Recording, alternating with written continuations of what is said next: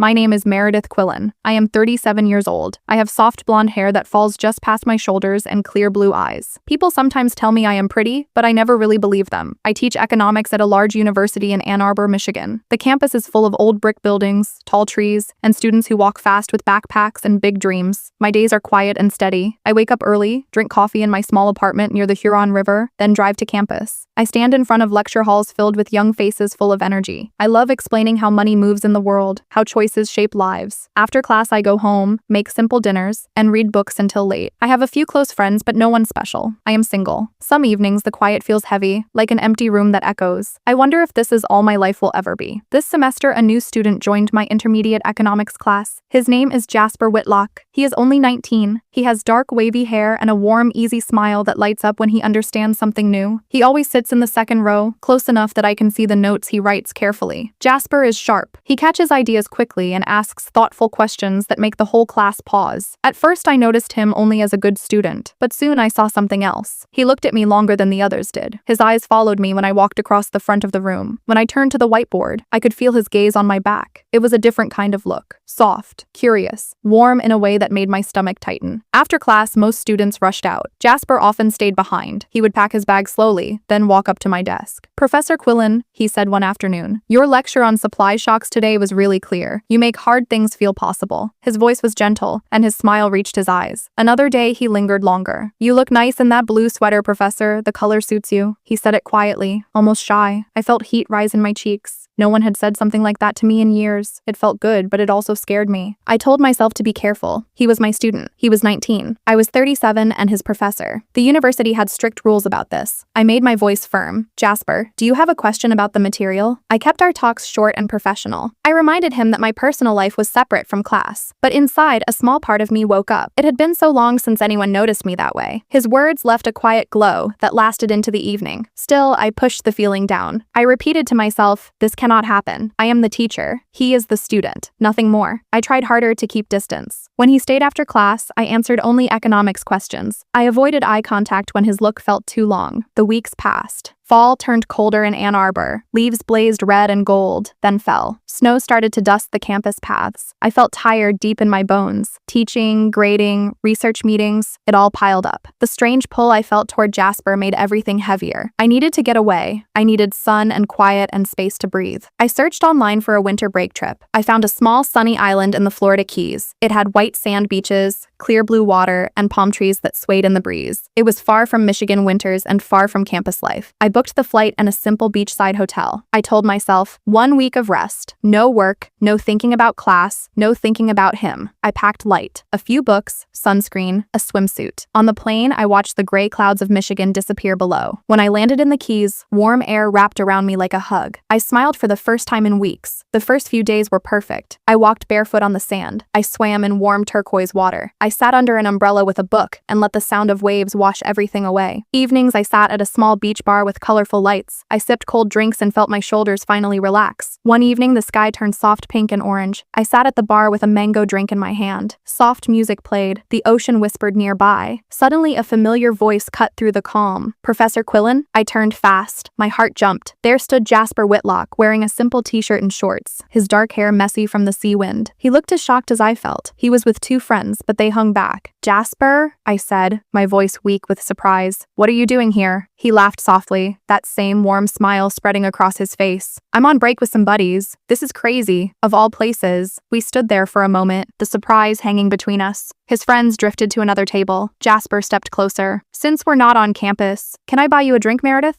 He used my first name. It sounded strange and nice at the same time. I hesitated. We were thousands of miles from Michigan. No lecture halls, no rules watching us. "Just one drink," I said. He brought 2 colorful cocktails and sat beside me. At first, we talked lightly. Then the conversation grew deeper. We spoke about dreams, not supply curves. He told me about his family back in a small town in Ohio, how he wanted to build something meaningful after college. I told him about the quiet years I had spent burying myself in work. He made me laugh with funny stories about his roommates. I laughed harder than I had in months. 1 drink became 2, then 3. The bar lights glowed warmer. The music felt softer. I was not Professor Quillen anymore. I was just Meredith, a woman on a beach under the stars. Jasper looked at me like I was the only person in the world. His eyes were kind and bright. When the bar started to close, we walked onto the sand. The moon hung large and silver over the water. Waves rolled gently. Jasper reached for my hand. His fingers were warm and steady. My heart raced like it hadn't in years. We stopped near the water's edge. He turned to face me. "Meredith," he said softly. "You seem so much lighter here, relaxed, and honestly, you're beautiful." Heat rushed to my face. I felt shy, happy, and scared all at once. He leaned in slowly. Our lips met under the moonlight. The kiss was gentle at first, then deeper. My mind whispered warnings, but my heart answered louder. For those moments, nothing else existed. We walked back to his hotel. The room was simple, with sand on the floor and clothes tossed over a chair. We talked more, we kissed more, we spent the night together, lost in something new and tender. In that small room on the island, we were simply Meredith and Jasper. No titles, no age difference that mattered. Just two people who felt alive. The next morning, sunlight poured through the curtains. I woke first. Guilt hit me like a cold wave. What had I done? He was still my student. I was still his professor. But when Jasper opened his eyes and smiled sleepily at me, a quiet happiness mixed with the guilt. He made us coffee from the small machine in the room. "Meredith," he said carefully, "last night was amazing, but I know back at school it's complicated." I nodded. "It can't happen again," I whispered. Yet part of me hoped it could, quietly, carefully. We spent the rest of the break stealing moments together. We swam, talked for hours, and held hands on evening walks. I felt young again. I felt seen. The island sun warmed places inside me that had been cold for years. The flight home felt too short. Back in Ann Arbor, winter gripped the campus. Snow covered the paths. In class, Jasper sat in his usual seat, but he kept his eyes on his notebook. He did not look at me the way he had on the island. He did not stay after class. He left quickly with his friends. I felt confused. I sent a careful text. "Hey, are you okay? Can we talk sometime?" No reply. Days turned into a week. He ignored me completely. In the hallway, he walked past without a glance. My stomach twisted every time. One afternoon, I walked near the student union. Laughter and loud voices spilled from a group of guys outside. I heard Jasper's voice. I slowed down without meaning to. One of his friends said, "Dude, you really did it? With Professor Quillen on the island?" Jasper laughed loud and proud. "Yeah, man. Easiest $100 I ever made. Told you I could. A few drinks and she was all in. Pay up." The words hit me like ice water. A bet. $100. Everything. The looks, the smiles, the night we shared was a game to impress his friends. My legs felt weak. I turned and walked away fast, tears burning my eyes. I made it to my office and closed the door. I sat at my desk and cried quietly. I felt stupid, used, heartbroken in a way I had never known. How could I have let myself believe it was real? I was 37. He was 19. I should have known better. The rest of the semester was pure pain. I taught my classes with a calm face, but inside I felt empty. Jasper never looked at me again. He aced the final exam and moved on. I finished the year and took on extra research to stay busy. Spring came slowly to Ann Arbor. Flowers pushed through the melting snow. I walked along the Huron River one evening, the water rushing beside me. I thought about the island, the moonlight, the way his hand felt in mine. I thought about the laughter that turned into betrayal. But I also thought about the quiet strength I still had. I had built a life I was proud of. I had students who learned from me and grew. I had friends who cared. The pain was real, but it would not define me. Months later, I stood in front of a new class. Fresh faces looked up at me. I smiled a real smile. I was still Professor Meredith Quillen. I was still learning how to open my heart carefully. And somewhere deep down, I believed that real connection was still possible for me. One day I might meet someone who sees me for who I am, not as a prize or a dare. Until then, I would keep teaching, keep growing, and keep believing in kindness that lasts. The island taught me something important. Even when someone breaks your trust, the part of you that can still feel deeply is worth protecting. It is worth healing. It is worth staying open, even after the hurt. Because love, when it is true, does not need bets or games.